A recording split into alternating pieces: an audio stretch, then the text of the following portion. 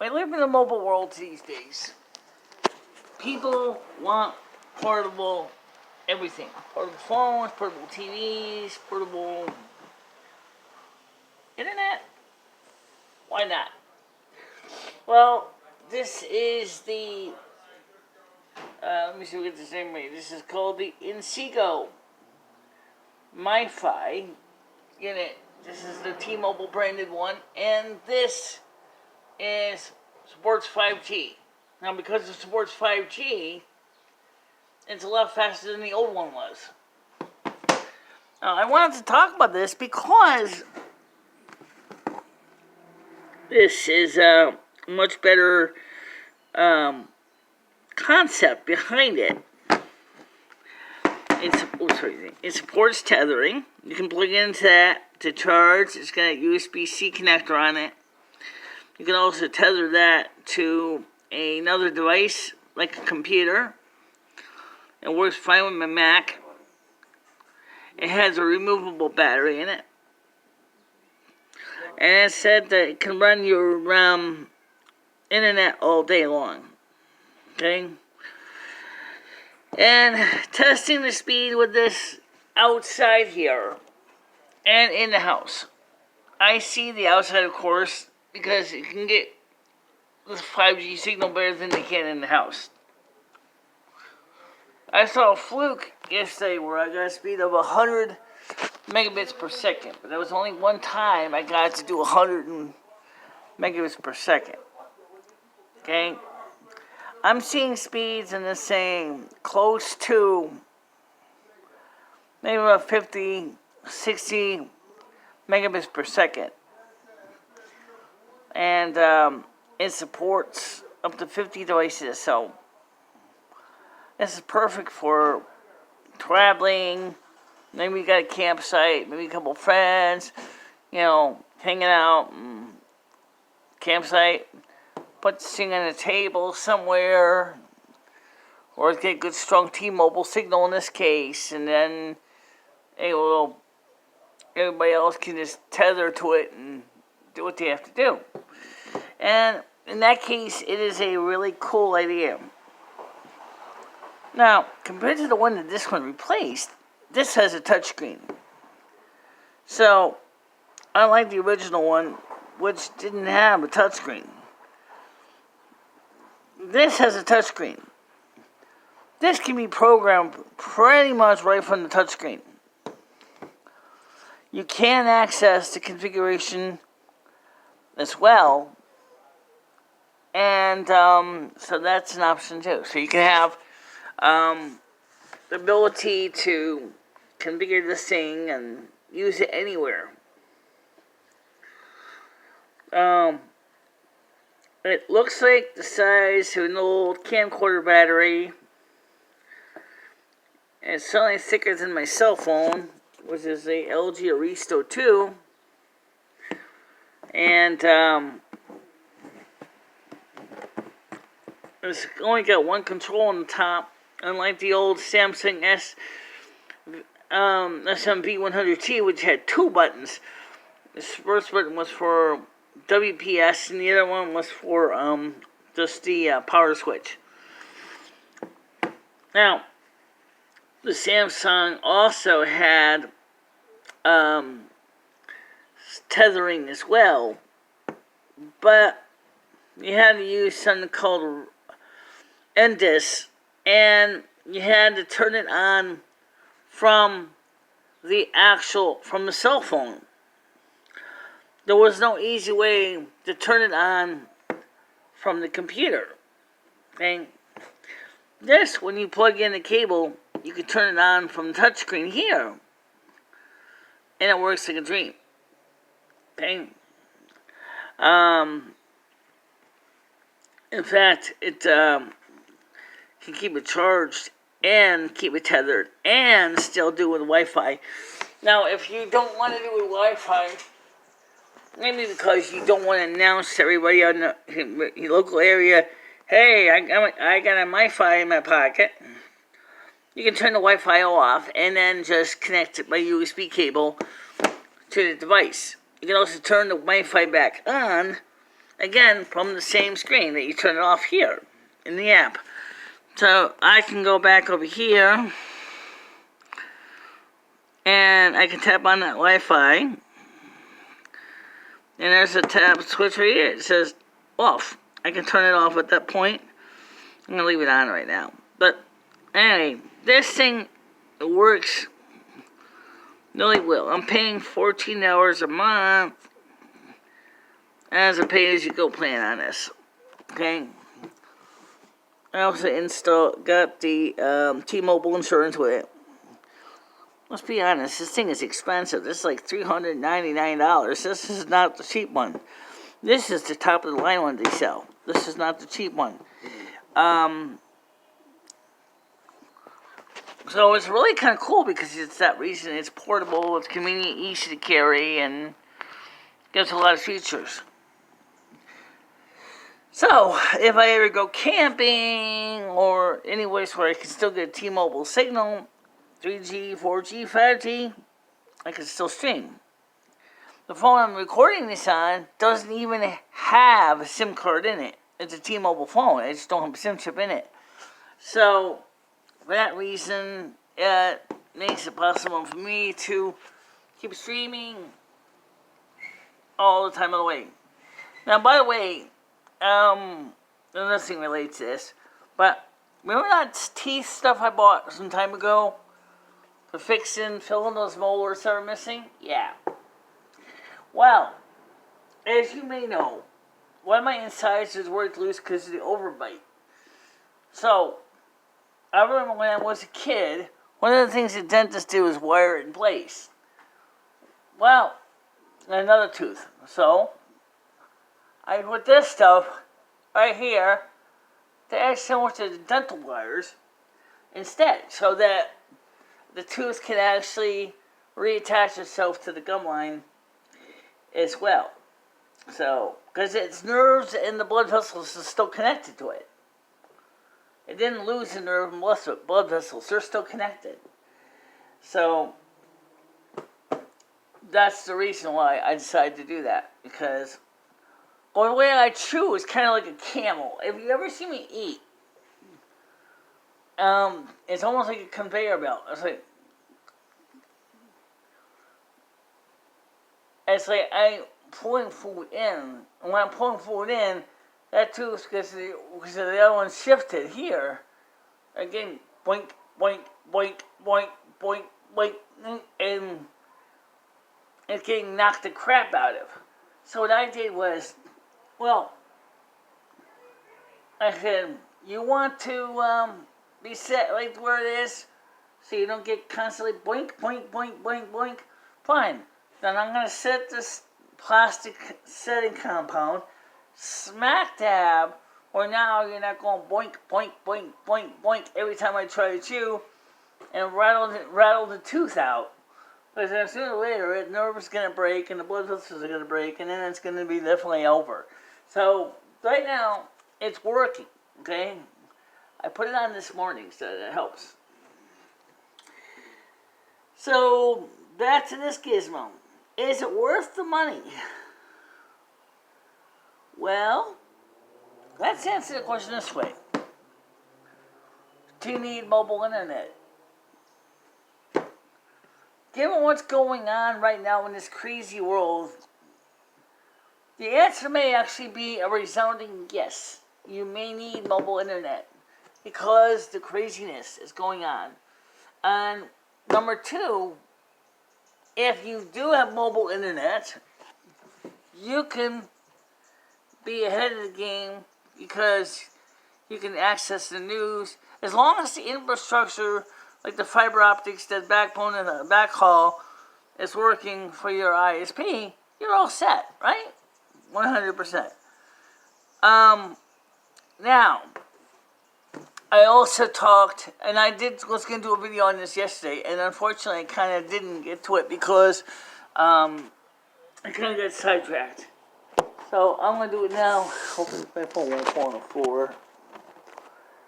Yeah, we'll find out. I talked to a technician yesterday, and what he told me was number one,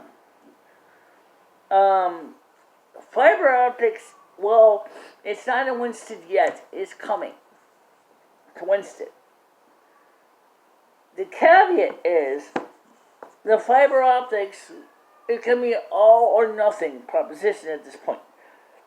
So, if you go with fiber optics, you lose all your analog phone lines. And I pointed out to him, I said, well, that's not a good deal, given the fact of what we were having problems with. He said, no, it isn't. In fact, for you, it sucks. You would be definitely in crappy shape. He said, we got commercial customers that are saying the same thing. We don't want to give up our analog phone lines. So why can't you work a deal where they can have both? Well, because we want to phase out analog.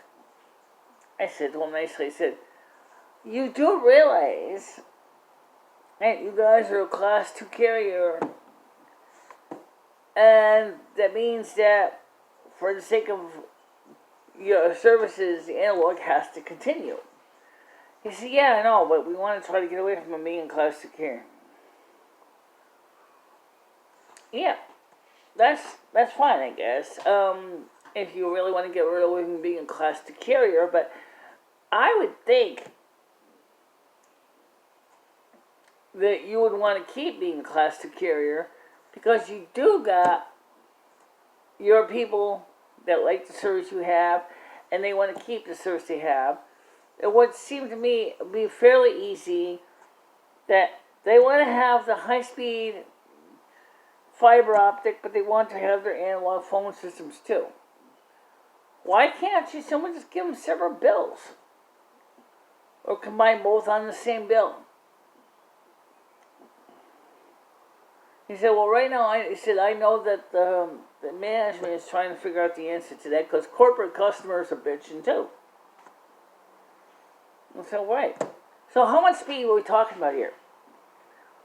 500 megabits per second. Now, as the same speed going up and the same speed going down, or 1 gigabit per second. Those are the 2 TR packages. First of all, 500 gigabytes per second, or 500 megabits per second, is more than way more than I'll ever use. Okay, here's why.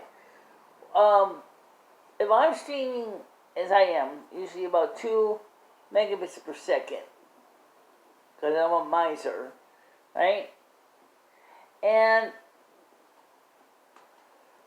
that means that I could have, for simple math, 250 streams going at the same time. What am I going to do with all that extra bandwidth? I don't stream 250 channels at the same time. I stream maybe one, and if Ed streams something at the same time, that's 2 channels. So some of you might say, well, let's just increase the bandwidth and stream more resolution. Yeah, you could do that, I guess, if that's really a thing. No. That's kind of like a lot of money. You know, $50 a month for 200 or for half a gigabyte per second or 500 megabits per second is not bad once it comes to Winston. But what is bad is that you're going to lose your analog phone lines. In other words, it's all or nothing. So, because the analog phone lines provide us a backup, in the case of power failure or whatever, we can still make phone calls because the central office provides the electricity for making phone calls. 100% uptime, or pretty close to it for analog. The other thing is too with voice over IP is if you're already being slammed and attacked by bad people, your voice over IP service is also susceptible of going down the shitter as well, right? So what are you going to gain? Not much. Not much.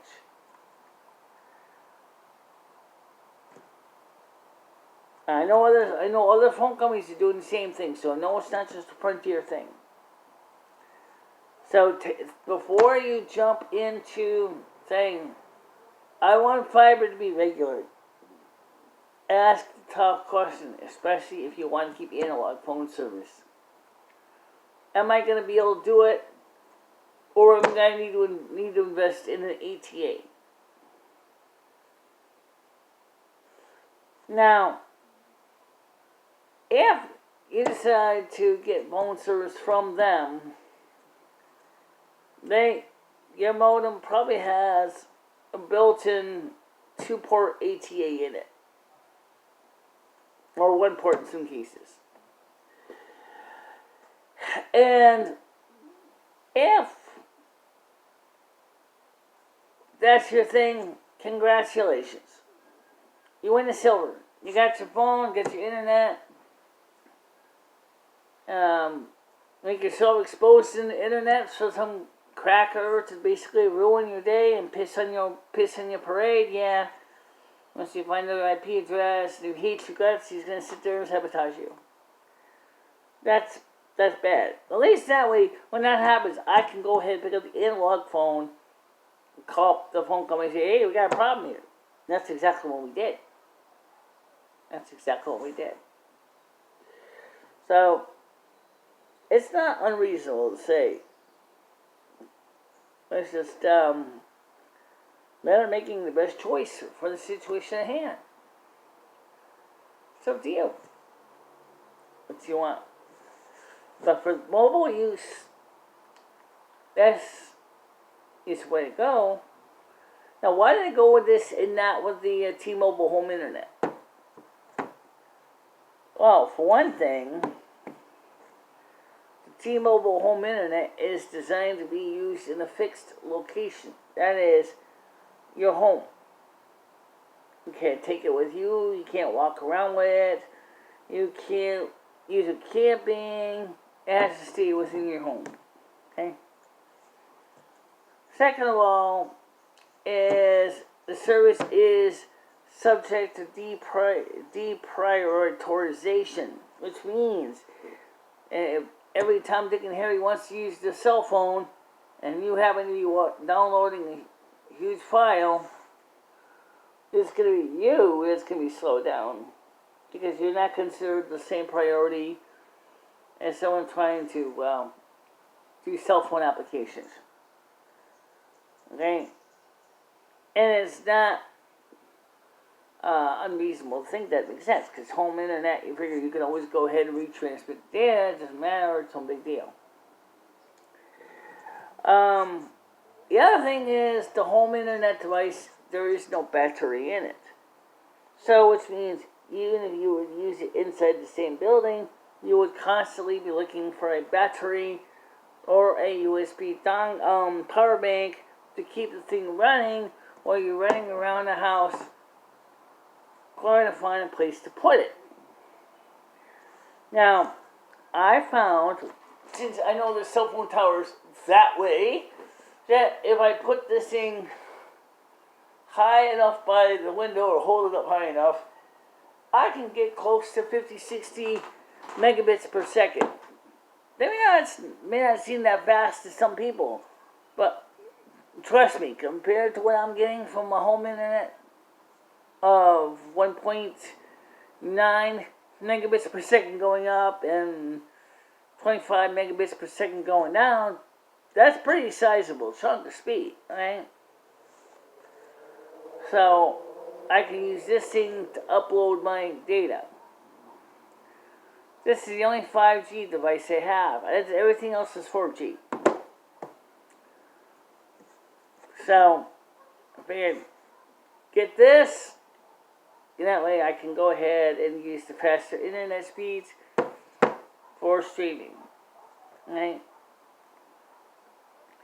So it's a win-win. It's portable, it's easy to use, it's got a battery that will last all day. It has some really nice features.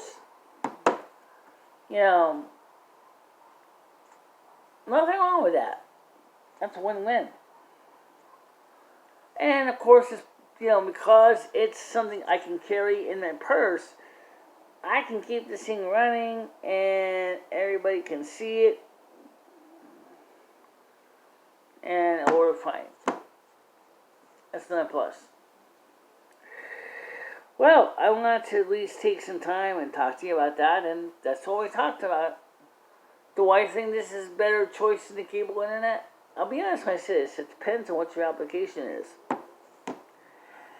If you want to be able to be portable, i.e.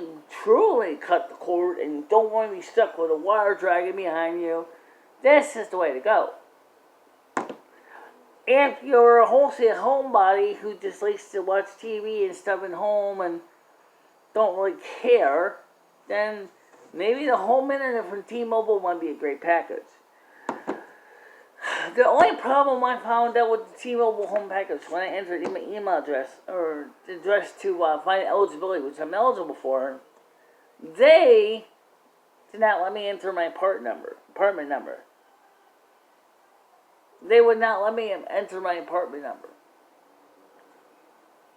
So that means that for an apartment complex, that could be bad news because it enhanced 911, but also because of the fact that they're going to drop a brand new T-Mobile home internet box downstairs on my steps.